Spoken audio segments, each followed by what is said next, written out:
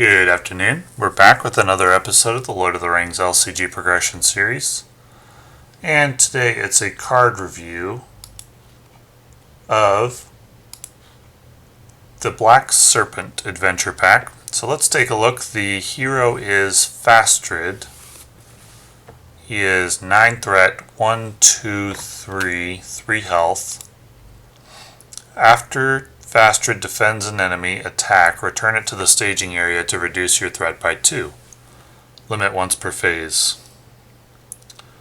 Well, there's synergy there. So he does have the ability to defend attacks pretty well, though he's going to need a buff if you want him to be able to defend every turn. For example, against a 5 or 6 attack enemy, a 6 attack enemy would kill him.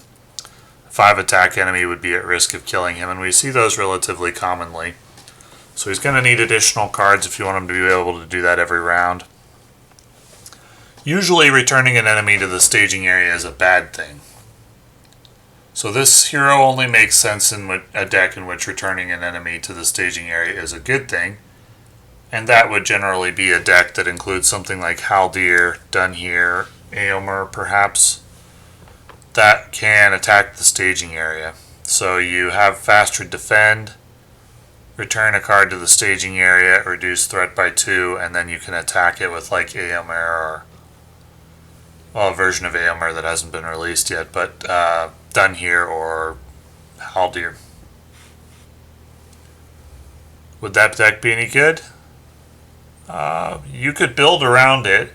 I think off the top of my head you might be struggling for card draw. Since you would have 2 of your heroes already set, Fastrid and Dunhere, you'd need your 3rd hero. Either you'd need your 3rd hero to be focused on card draw, or you'd be at a weakness when it comes to card draw. And resource generation as well, because typically, for a really strong deck, it's going to have resource generation, card draw, and the ability to battle. And this deck would certainly have the ability to battle. The Fastrid Dunhere or Fastrid Haldir deck would certainly have the ability to battle. He's weak on questing, and so is Dunhere. So if you ran Fastrid and Dunhere, you'd be pretty weak on questing up front, which would limit the quests that the deck would be good against. Questing would be weak, so you need questing, resource generation, card draw, battling. This is strong on battling, but weak on resource generation.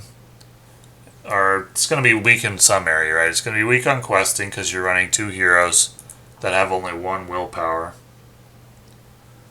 If you run Haldir, then you could get 2 willpower and 1 willpower, but that's still fairly weak. So in your 3rd hero, you need resource generation, willpower, and card draw. No hero's got all of those, which means you're going to be weak in one of those areas, which means it's not going to be a top tier deck, though it could be a very good deck against certain quests that don't require you to be strong in all 3 areas. Like, for example, decks that don't require you to be particularly strong in questing. You could run this. And that does happen. There are situations where I've run a deck to overcome a challenge, and the deck was designed to deal damage to the staging area. And so this deck might be able to do that, but I don't think we're going to see Fastrid in any like 1 decks that can take on all the quests in the game. So he's not a top tier hero, but he looks like a fun hero, and would certainly be a good hero against certain quests that don't require strong willpower, and where you can get away with being a little weak on either resource generation or card draw. Song of Hope. Attached to a hero, limit 1 per hero. 0 cost. Spend 1 resource from attached hero's pool to give attached hero plus 1 willpower until the end of the phase. Limit 3 times per phase. Okay, so there's already a card like that. I think it's a spirit card where you can spend 1 resource to get plus willpower for all of the resources you have on your character. I think that card is better than this one. for a similar effect. This requires you to spend a lot more resources every round. That one only requires you to spend 1 per round. So I think this song is inferior to another card which does a similar effect, and I don't think you'd ever play both of them.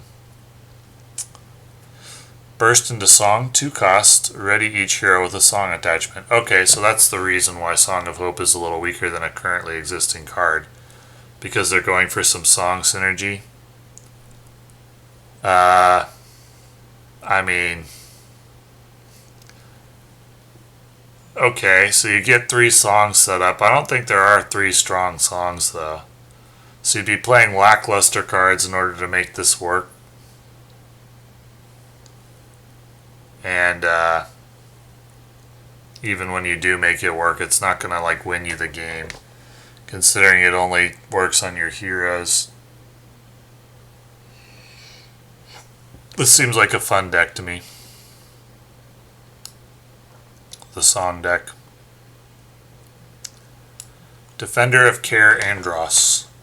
4 cost, 1/1/0, 3 health. Defender of Care Andros gets plus X shields, where X is the tens digit of your threat. Limit +4. After Defender of Care Andros is declared... Why do they have to put limit +4 on there? How could you ever have 50 threat? Yeah. After Defender of Care Andros is declared as a defender, deal 1 damage to the attacking enemy if you're over 40. Okay, well for 4 cost, it's not very good in the early game.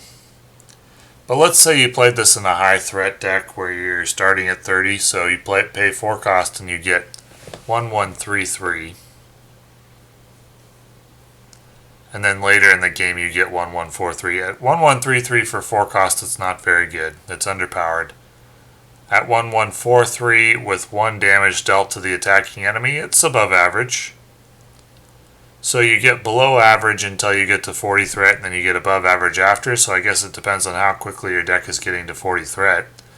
If your deck gets to 40 threat and stays there for over half the game, then this card is pretty good, but if it doesn't, and most decks don't, then it's not that good. Fairly simple, ideal usage scenario.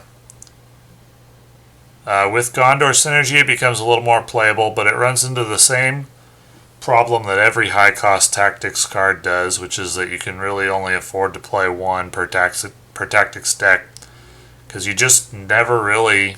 I never really designed decks where it puts Steward of Gondor on a tactics hero, which means the resource generation for tactics is always limited. And so a situation where you would play 3 Defenders of Care Andros seems unlikely. That's 12 turns of resources, and only if you spent none of your other tactics resources. So I guess this might make sense in a 2 or 3 tactics hero deck, but that's not very common. Maybe this is intended more for multiplayer for that reason. It's not powerful enough to be your only high-cost tactics card. And you're not typically going to be in a situation in solo play where you're playing 2 or 3 tactics heroes, or putting Steward on your tactics hero. Because tactics is weak in solo play, generally, although there's some exceptions such as Eowyn. And the reason why it's weak is because the cards are all low on willpower, which is a requirement for solo play, but less so in multiplayer, because you can have 1 player handle the questing and then 1 player handle the tactics, in which case a card like this might make more sense. Oath of Oral. Is that how you pronounce that? Oral? 3 cost, play only if you control a unique character with the Rohan trait and another one with the Gondor trait. At the beginning of the combat phase, you resolve the step in which you attack enemies before resolving enemy attacks this phase. Each other player resolves the combat phase as normal after you resolve your attacks. That's not bad. It's expensive. It's a non-permanent effect. If I'm going to run non-permanent effects, I typically like them to win the game. come close to it or set up another permanent effect, at least in solo play, and this card does not do any of those things. I think it likely I would play it only in a fun deck. I like the idea of it. The problem is attacking things out of turn is very strong, but you have to set it up. First of all, you have to set it up through deck building. Second of all, you have to have 3 resources on a tactics hero. You have to engage the enemies. That part's relatively easy. The setup isn't terrible. It's not a terribly high setup cost. Really, the main obstacle I see with this card is that it costs 3 resources. So how much value do you have to get out of it to get your money's worth from the 3 resources? Would you pay 3 resources if it allowed you to kill 1 enemy without taking any damage?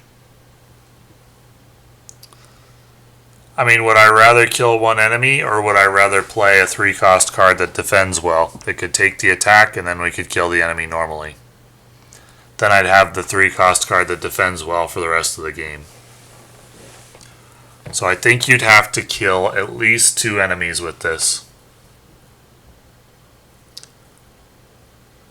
in order to make it worth it.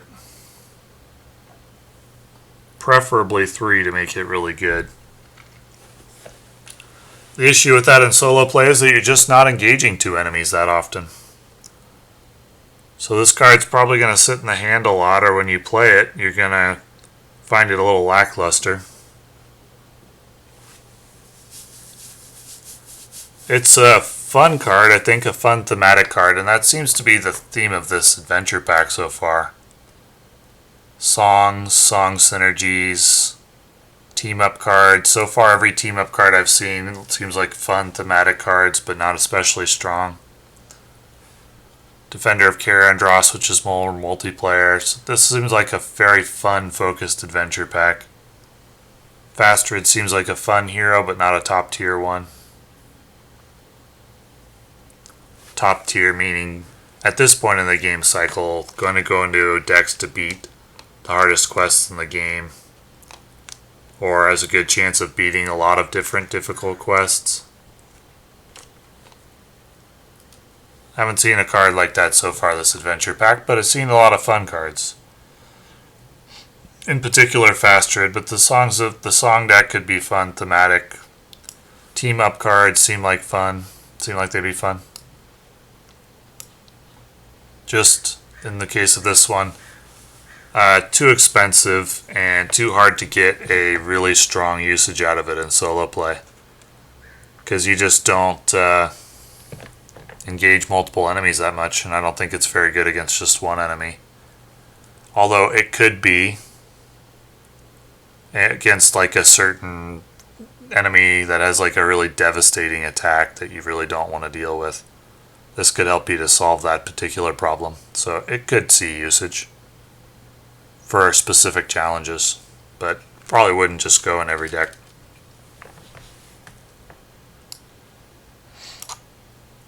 Fearless Scout, 1 cost attached to a hero. Attached hero gains the Scout trait after you play it, draw a hand. So it just kind of exists, gives you the ability to do fun thematic things or team up cards and so forth.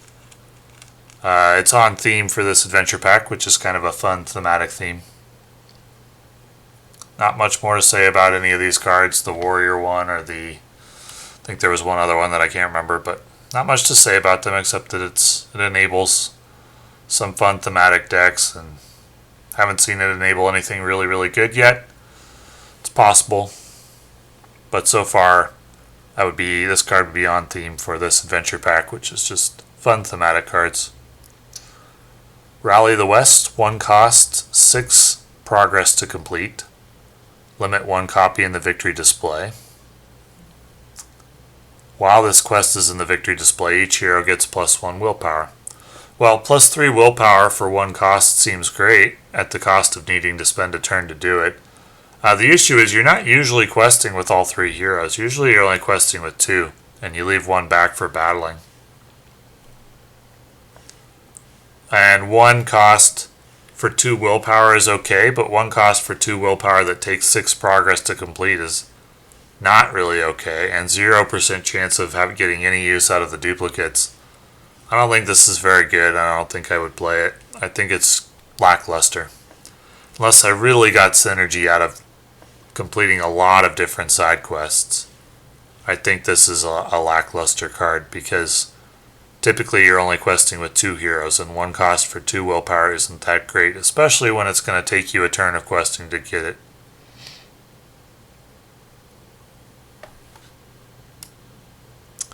Dunedain Pipe. Attach to a Dunedain character, limit 1 per character, exhaust Dunedain Pipe, and place a card from your hand on the bottom of your deck to draw a card. That's not a bad effect. Gets unique cards out of your hand. So once again, we got another fun thematic card with pushing the pipe synergy, giving more pipe options and songs and etc. But that's not a bad effect. That could be very helpful. However, there are better ways to do this. For example, any kind of card that gives you a benefit to discarding a card, like for example Glorfindel, Ally Glorfindel. But he's expensive, so there could be situations where this card makes sense. I don't think it's going to make it into Elite decks. I think it's likely that if you have too many unique cards, you just design your deck so you have fewer most of the time. Or there are other benefits, other cards that give you a benefit from discarding a card that you don't need. This pipe could be actually bad if it puts a card that you don't need on the bottom of your deck, and then your deck gets shuffled and then you end up drawing it again.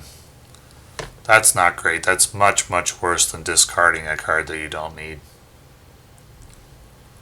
But this is okay. It's not terrible. It's like very likely meant as a fun card though. Old Toby, 2 cost.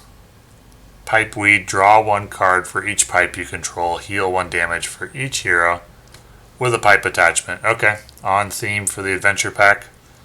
Drawing 1 card for each pipe you control for 2 cost. How many pipes would you need to make this good? Probably like 3 would be good. I mean, with a card like, what is it, Deep Knowledge, I think, you can, for 3 threat or 2 threat, you can draw 2 or 3 cards and 0 cost. I don't think this card is good unless you're drawing at least 2 or 3. Drawing 1 card, it's certainly not good for 2 resources. That's expensive. Even if you healed like 3 damage, if you drew 1 card and healed, well, you wouldn't, because it's 1 card for each pipe, but let's say you had 1 pipe and you draw 1 card and heal 1 damage. That's not good for 2 resources. Draw 2 cards and heal 2 damage is okay. It's okay. But, I mean, you have to consider 2 resources on lore is typically 2 turns of saving up. And if you compared this to, for example, like playing Master of the Forge, which costs 2 resources, and can potentially draw an attachment of your choosing from the top 5 cards of your deck every turn for the rest of the game, this is not a good card, because it only draws 2 cards, not 1 card for the rest of the game, and you can use Master of the Forge as a chump blocker at some point. So this is why I typically say I don't like non-permanent effects. Although I will play some like 0 cost card draw effects sometimes just as placeholders in the deck. So I think you need to draw 3 or 4 cards before this is good, and that's hard to set up. So at best this is a late game card. I strongly suspect that the pipe deck will be just a fun deck, which is on theme for this adventure pack. Pipes, songs, team up synergy, It's all for fun, but not elite, certainly. Southron Refugee. 2 cost 1102. Exhaust Southron Refugee to reduce the cost of the next Harad ally. You play this phase by 1.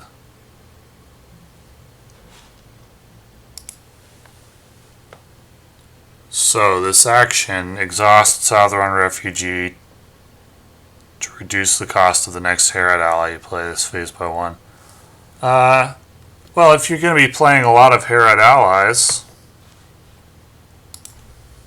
if you're able to use this once, then you can reduce the cost. So you get a 1 cost 1102 ally.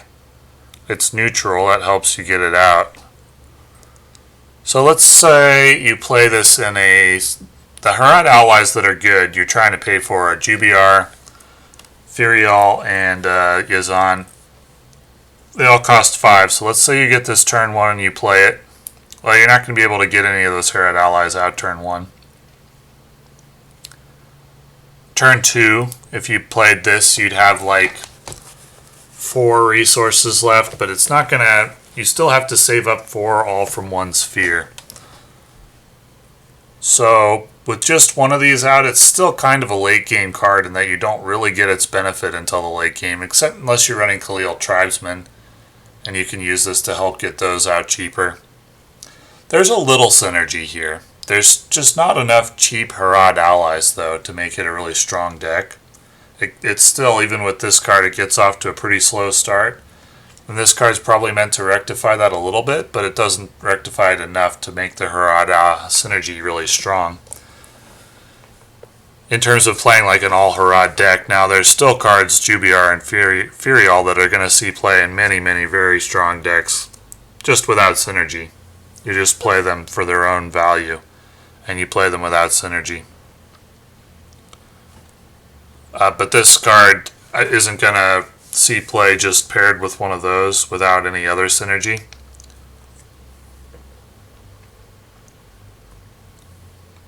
But it is... So, I mean, yeah, it is neutral, but still.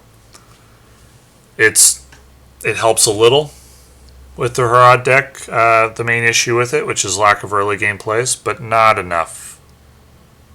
We would need greater cost reduction, an attachment that reduces cost by 2 or something like that. That'd probably be too good, though, because the Harad allies are really, really good. So this helps a little, but not enough, at least not in solo play. This adventure pack, I mean, Fastred seems like a very fun card. However, if your intention in buying these adventure packs is to get the strongest cards so you can make, super powerful decks for multiplayer or to defeat nightmare quests and so forth, this isn't going to be the adventure pack for you. Fastred will be a fun card, but this is an adventure pack for players that like fun decks. That seems to me to be its intent. It's for players that like fun decks. It's for completionists, collectors. If that doesn't describe you, I think you can easily overlook this adventure pack and not feel that you're missing anything in terms of your ability to build very, very strong decks. So that is my opinion. Take it for what it is worth. And thank you for watching.